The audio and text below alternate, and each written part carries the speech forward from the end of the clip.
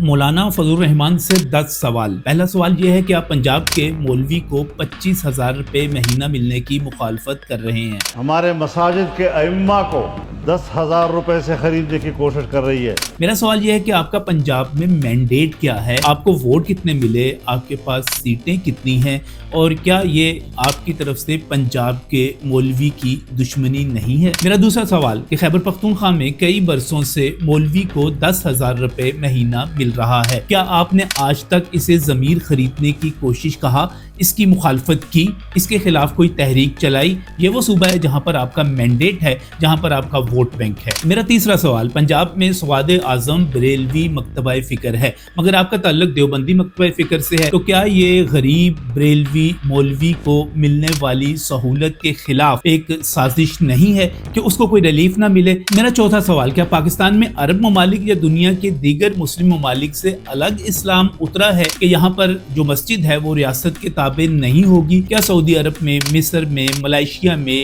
UAE میں، اسی طرح ایران میں آپ کسی بھی جگہ پر ریاست سے بالاتر مسجد کو دیکھتے ہیں، باہر دیکھتے ہیں، باغی دیکھتے ہیں؟ میرا پانچواں سوال، مولانا آپ تو اپنے ذریعہ معاش کو ھذا من فضل ربی کہتے ہیں اور کہتے ہیں کہ اللہ جس کو چاہے نواز دے، لیکن جب ان غریب مولویوں کے رزق کی بات آ رہی ہے، ان کو 25,000 روپے ملنے کی بات ہو رہی ہے، آپ اس کو ناجائز کہہ رہے ہیں، حرام کہہ رہے ہیں، ضمیر خریدنے کا طریقہ کہہ رہے ہیں، تو کیا آپ نے بطور رکن قومی اسمبلی، بطور چیئرمین جو کہ وفاقی وزیر کے برابر عہدہ ہوتا ہے، کیا آپ کے بھائیوں نے وفاقی وزیر کے طور پر، کیا آپ کے بیٹے نے وزیر مواصلات جو کہ بہت ہی مال کمانے والی وزارت ہے، یا کسی بھی عہدے کے اوپر لی ہوئی مراعات کو حرام کہا، ناجائز کہا؟ کیا آپ اس مخالفت سے پہلے ان تمام جو لیے ہوئے پیسے ہیں، جو مراعات ہیں، جو تنخواہیں ہیں، ان کو واپس کرنے کی بات کریں گے؟ ایسا تو نہیں ہونا چاہیے کہ آپ کریں تو رام لیلا، اگر غریب مولوی کرے تو اس کا کریکٹر ڈھیلا۔